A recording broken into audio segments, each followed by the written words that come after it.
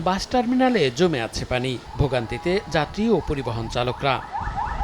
বিভিন্ন রুটের পরিবহনের চাপ বাড়লেও উন্নয়নের ছোঁয়া লাগেনি পটুয়াখালী বাস টার্মিনালে। একাধিক খানাখন্দে অল্প বৃষ্টিতেই পানি জমছে আশপাশের এলাকায়। ঝুঁকি নিয়ে চলছে যাত্রী ওঠানামা। সবচেয়ে বেশি ভোগান্তিতে নারী ও শিশুরা। দীর্ঘদিন সংস্কার না হওয়ায় এমন দশা অভিযোগ স্থানীয়দের। এইটাকে উন্নয়ন করা দরকার, না হলে মানুষের, বিশেষ করে আমরা যারা যাত্রী সাধারণ আছি, আমাদের অনেক ভোগান্তির সৃষ্টি হচ্ছে। বাস স্ট্যান্ডের যে অবস্থা, পানিতে ডুবিয়ে থাকি আমরা, গাড়িগুড়ি চালাইতে পারতে আসি না। আমরা পৌর কর্তৃপক্ষ প্রতি মাসে মাসে বলতেছে যে আমাদের মেরামত করবে, সংস্কার করবে, কিন্তু যাত্রী যে দুর্ভোগ, আমরা এগুলো সহ্য করতে পারতেছি না। দুর্ভোগ কমাতে শিগগিরই খানাখন্দ মেরামতের কথা জানিয়েছে পৌর কর্তৃপক্ষ।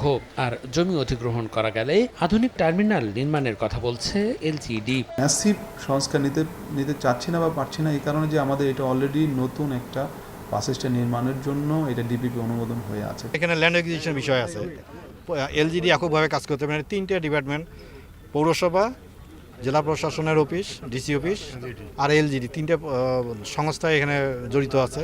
তাদের সহযোগিতা পেলে ইনশাল্লাহ এটা এবারে সাকসেসফুলি সম্পন্ন হবে। 2003 সালে 2 একর জমির ওপর 1,65,00,000 টাকা ব্যয়ে নির্মাণ হয় বাস টার্মিনালটি। এখান থেকে প্রতিদিন বিভিন্ন রুটে চলাচল করে 1.5 শতাধিক বাস। সময় সংবাদ, পটুয়াখালী।